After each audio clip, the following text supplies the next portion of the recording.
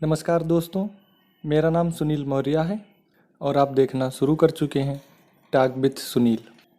PUCL ने supreme court में आज एक जनहित याचिका दायर की है और विकास दुबे एनकाउंटर की एसआईटी जांच और मुठभेड़ में उनके राजनीतिक नेक्सस की न्यायिक जांच कराने की मांग की है।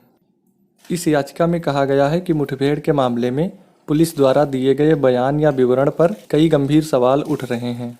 People's union for civil liberties यानी कि पीयूसीएल ने सुप्रीम कोर्ट में एक आवेदन दायर कर अपनी चिंता व्यक्त करते हुए कहा है कि सबको चौंकाने वाले विकास दुबे एनकाउंटर के मद्देनज़र कानून के नियम कमज़ोर हो रहे हैं।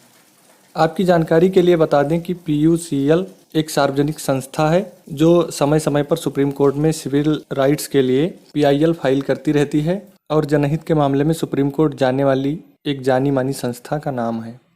कोर्ट के समक्ष एक आवेदन दायर कर पीयूसीएल ने मांग किया है कि सुप्रीम कोर्ट कानपुर के गैंगस्टर विकास दुबे और उसके सहयोगी अमर दुबे और प्रभात मिश्रा की कथित पुलिस मुठभेड़ की जांच के लिए एक विशेष दल यानी कि एसआईटी का गठन किया जाए। वर्ष 2018 में इसी संगठन ने एक आपराधिक रिट याचिका दायर की थी जिसमें मांग की गई थी कि पिछले कुछ वर्षों में पुलिस द्वारा किए गए हजारों एनकाउंटर की जांच सीबीआई या एसआईटी द्वारा की जाए।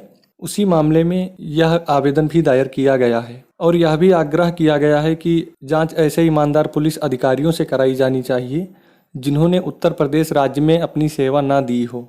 याचिकाकर्ता यानी कि पीयूसीएल का कहना है कि पुलिस मुठभेड़ प्रशासनिक परिसमापन एक गंभीर अपराध गैर इरादतन हत्या है जो पूरे समाज के खिलाफ एक अपराध है। यदि ऐसा अपराध राज्य के समर्थन में किया जाता है या जहां राज्य इस तरह का अपराध करता है तो यह बहुत गंभीर मामला है जो संविधान के अनुसार बनाए गए सभी कानून के नियमों और शासन पर सवाल उठाता है।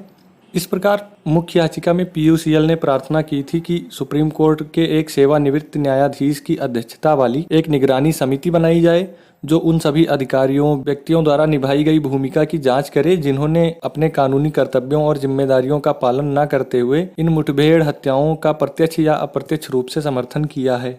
जहां तक विकास दुबे एनकाउंटर का सवाल है तो याचिकाकर्ता ने इस मामले में कहा है कि मुठभेड़ के मामले में पुलिस द्वारा दिए गए बयान या विवरण पर कई गंभीर सवाल उठ रहे हैं, विशेष रूप से क्या वे सरल प्रशासनिक परिसमापन हैं।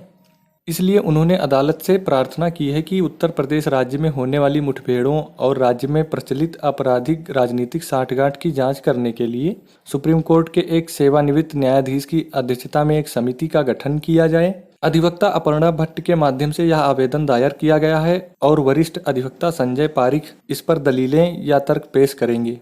आपकी जानकारी के लिए बता दें कि विकास दुबे को 9 जुलाई को एमपी के उज्जैन से गिरफ्तार किया गया था और यूपी पुलिस के एक काफिले द्वारा उसे कानपुर लाया जा रहा था।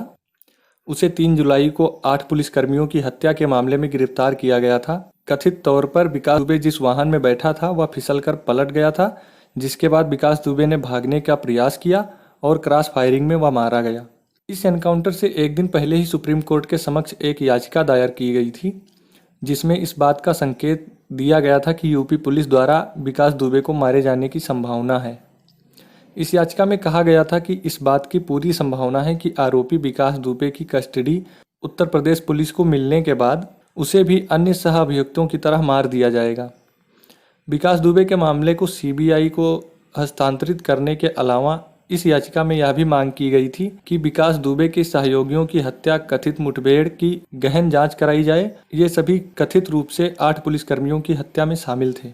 इसके अलावा इलाहाबाद हाईकोर्ट के मुख्य न्यायाधीश के पास भी 2 पत्र याचिकाएं भेजी गई हैं जिसमें घटना की सीबीआई, एसआईटी और एक स्वतंत्र न्यायिक जाँच की मांग की गई है। आज के ऑडियो न्यूज सीरीज में इतना ही। अगले सेगमेंट में हम फिर मिलेंगे, तब तक के लिए नमस्कार।